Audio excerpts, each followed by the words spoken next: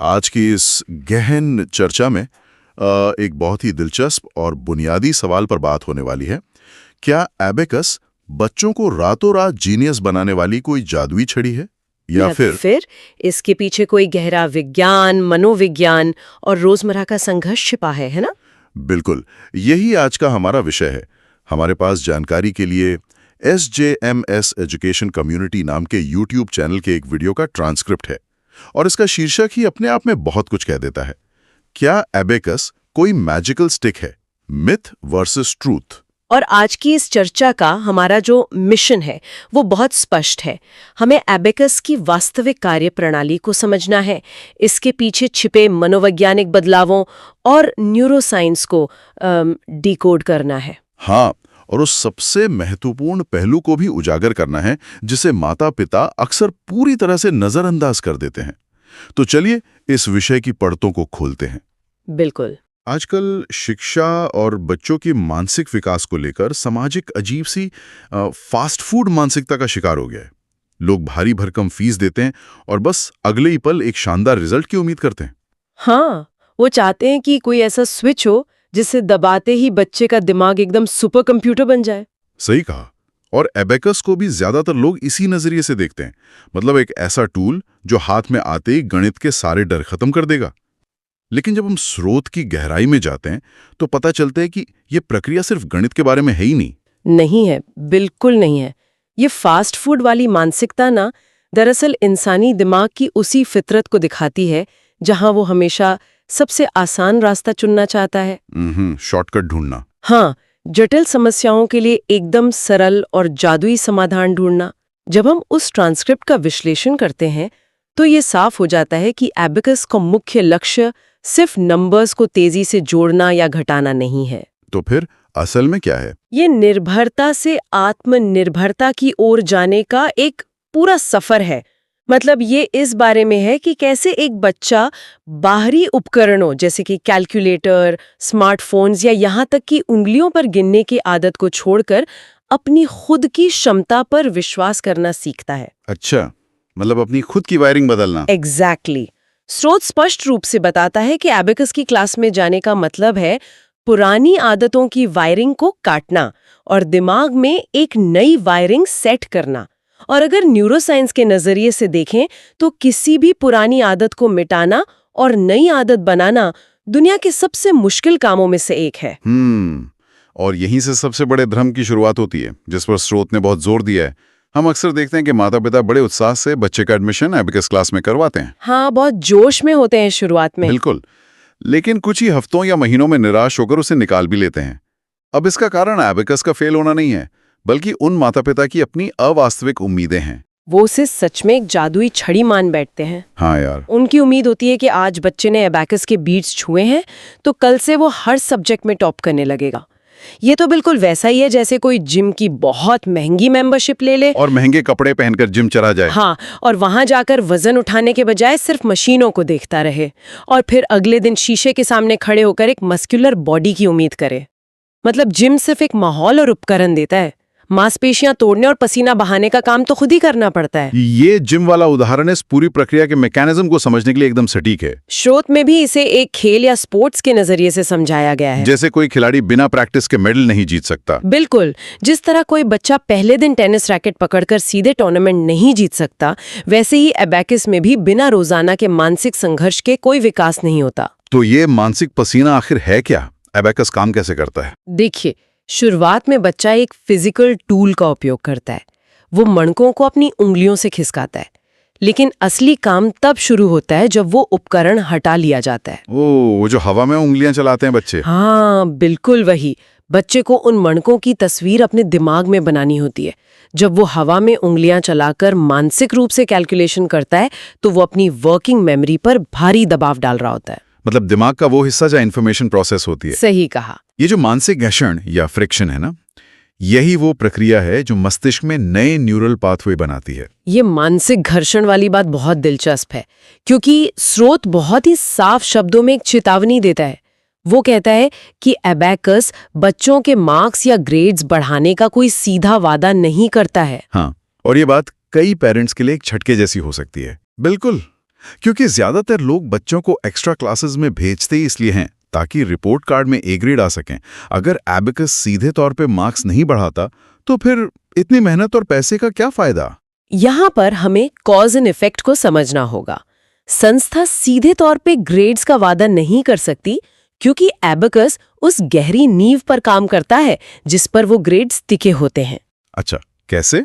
जब बच्चा उस मानसिक घर्षण से गुजरता है, बिना कैलकुलेटर के नंबर्स को दिमाग में होल्ड करता है, तो उसका फोकस और एकाग्रता चरम पर पहुंच जाता है, उसकी मेमोरी का दायरा बढ़ जाता है।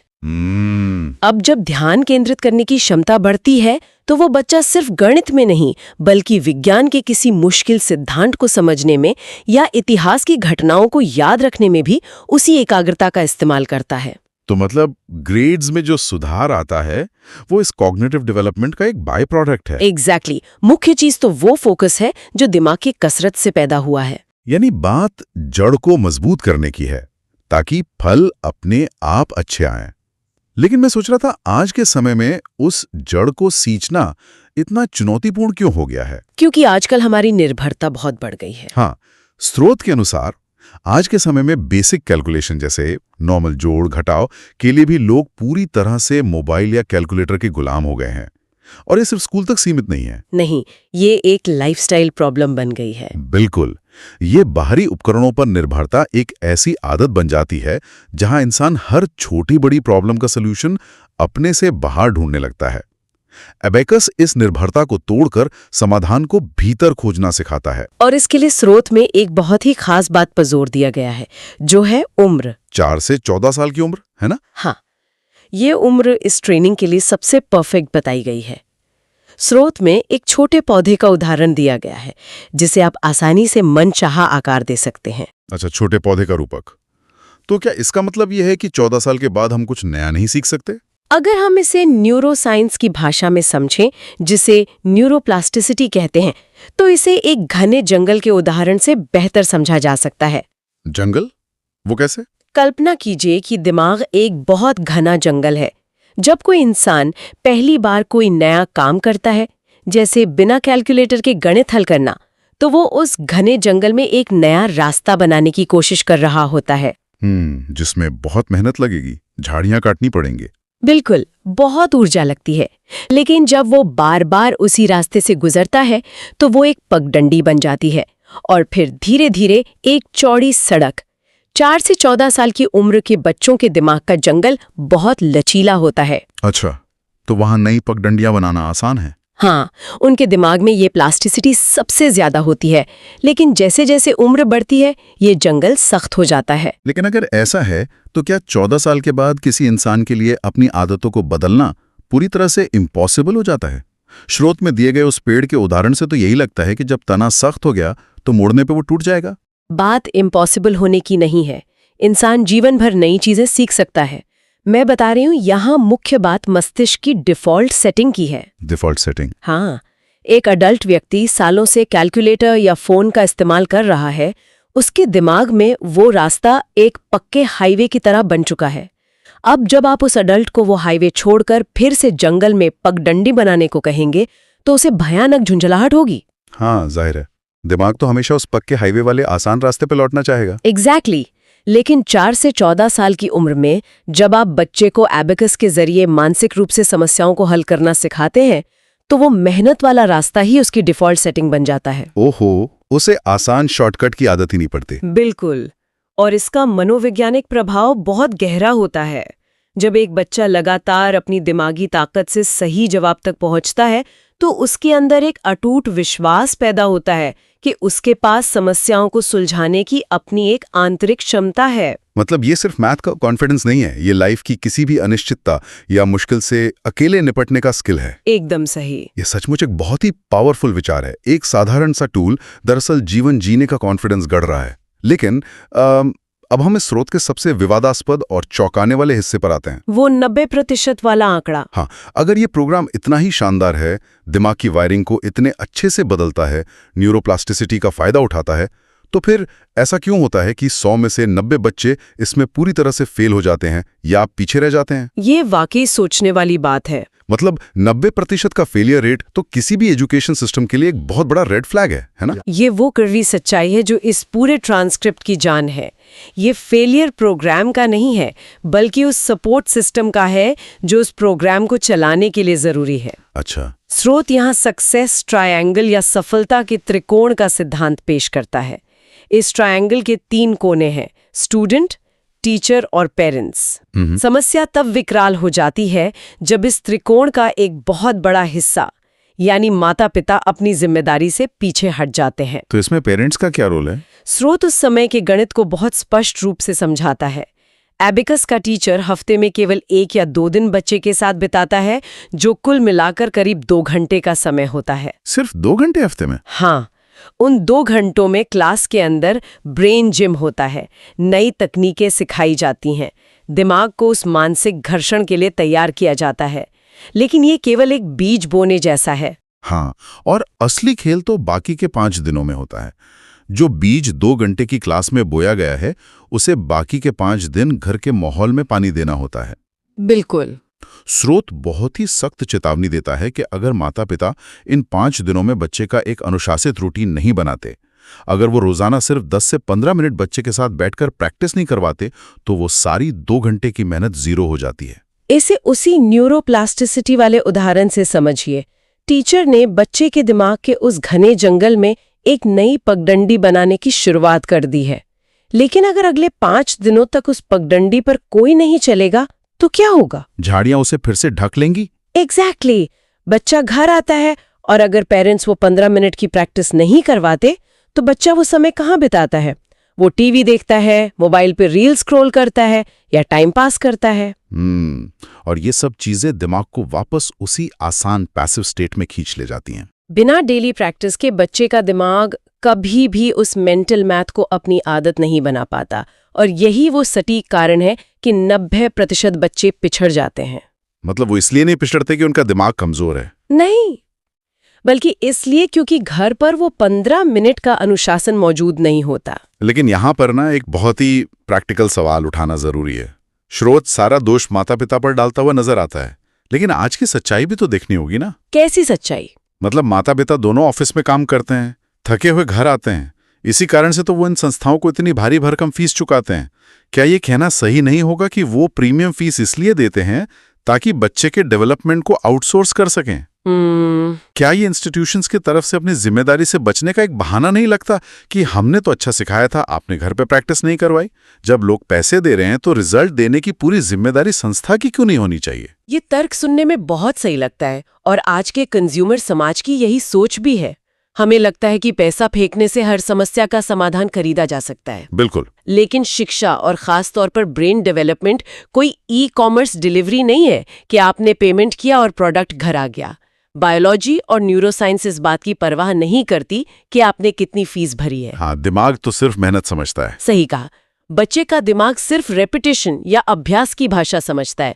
स्रोत इस मानसिकता का बहुत ही कड़ा जवाब देता है कि पैसा देने से कोई भी इंसान अपनी जिम्मेदारी से मुक्त नहीं हो सकता। तो संस्थाओं की क्या जिम्मेदारी है फिर? संस्थाओं की जवाबदेही अपनी जगह है, लेकिन स्रोत में संस्था की प्राथमिकताओं को बहुत ही बेबाकी से रखा गया है।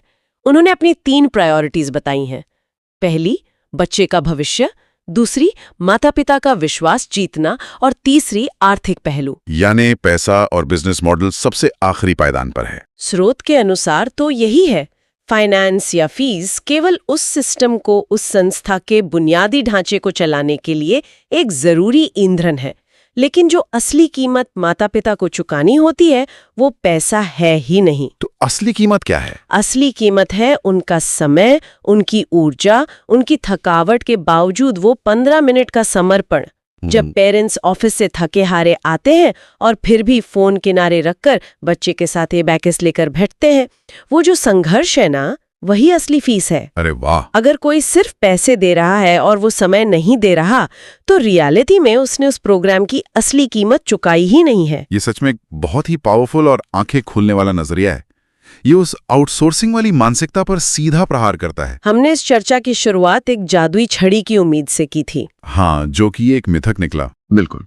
जैसे जैसे हमने इस स्रोत के हर एक पहलू को गहराई से खंगाला, ये पूरी तरह से स्पष्ट हो गया कि अबैकस बच्चों में आत्मनिर्भरता, फोकस और मेमोरी जैसे कॉग्निटिव स्किल्स डेवलप करने का एक बेहतरीन टूल जरूर है, लेकिन इसमें कोई जादू नहीं है। इसमें शुद्ध विज्ञान है, मानसिक पसीना है और सबसे बड़ी बात, ये एक शेयर्ड रिस्पॉन्सिबिलिटी है। और ये बात सिर्फ अबैकस या बच्चों तक ही सीमित नहीं रहती। ये ह्यूमन नेचर और किसी भी नए स्किल को सीखने की प्रोसेस का एक यूनिवर्सल सच है। बिल्कुल, जब तक कोई व्यक्ति उस असुविधा और मानसिक घर्षण से गुजरने को तैयार नहीं है, तब तक कोई भी महंगा टूल या संस्था उसके दिमाग की वायरिंग को नहीं बदल सकती। सही बात है। वो सक्सेस ट्रायंगल तभी पूरा होता है जब उसके तीनों हिस्से पूरी ईमानदारी से अपना काम करें। एग्जैक्टली। तो इस पूरी चर्चा को समेटते हुए जो सबसे बड़ा सबक उभरकर सामने आता है वो ये है कि सच्चे विकास को कभी भी आउटसोर्स नहीं किया जा सकता। कभी नहीं। चाहे कोई कितने भी पैसे खर्च कर लें, किसी भी एलीट प्रोग्राम में बच्चे का एडमिशन करवा दें, घर पर एक सपोर्टिव, अनुशासित और प्रयास से भरे माहौल के बिना कोई भी महत्वपूर्ण स्किल परमानेंटली डेवलप नहीं हो सकता। जादू किसी छड़ी में नहीं है, बल्कि उस रोजाना की 15 मिनट की कंसिस्टेंसी में है। बिल्कुल सही कहा। तो अब शो को खत्म करने से पहले श्रोताओं के लिए एक ऐसा विचार है जो स्रोत के दायरे से थोड़ा आगे जाता है, लेकिन आज की सच्चाई से बहुत गहराई से जुड़ा है। अच्छा, वो क्या है? देखिए, स्रोत ये मजबूती से स्थापित करता है कि बाहरी उपकरणों जैसे कैलकुलेटर पर निर्भरता को तोड़ना जरूरी है ताकि इंडिपेंडेंट प्रॉब्लम सॉल्विंग क्षमता डेवलप हो सके। ये बात उस समय के लिए पूरी तरह सही थी जब कैलकुलेटर सिर्फ एक टूल हुआ करते थे। लेकिन आज हम जिस युग में जी रहे हैं वो आर्टिफिशियल इंटेलिजेंस और स्मार्ट डिवाइस का युग है। आज के टूल सिर्फ कैलकुलेट नहीं करते, वो इंसानी दिमाग का ही एक एक्सटेंशन बन चुके हैं। हाँ, वो हमारे लिए सोचते हैं, लिखते हैं, फैसले लेते हैं। एग्जैक्टली। ऐसे में भविष्य के लिए ये एक बहुत बड़ा और कॉम्प्लेक्स सवाल खड़ा हो जाता है। तकनीकी प्रगति के इस दौर में हम ये रेखा आखिर कहाँ खींचेंगे? मतलब वो कौन सा बारीक बिंदु है जहां एक स्मार्ट टूल हमारी नेचुरल एबिलिटी को बढ़ाने वाला एक मददगार साथी रहता है, और कहां से वो आने वाली पीढ़ियों के दिमाग को पंगु बना देने वाली एक खतरनाक निर्भरता में बदल जाता है। ये सच में सोचने वाली बात है ना? दिमाग का विकास किसी फास्ट फूड काउंटर पर ऑर्डर देकर नहीं करवाया जा सकता। ये एक ऐसा बगीचा है जिसे रोज समय, ध्यान और अनुशासन के पानी से सींचना पड़ता है। बिल्कुल। तो इसी विचार के साथ हम अपनी इस गहरी और विश्लेषणात्मक चर्चा को यहीं विराम देते हैं। इस पूरी जानकारी ने निश्चित रूप से सीखने की प्रक्रिया और हमारी अपनी आदतों को देखने का एक नया नजरिया दिया होगा। उम्मीद तो यही है। सुनने के लिए बहुत बहुत धन्यवाद।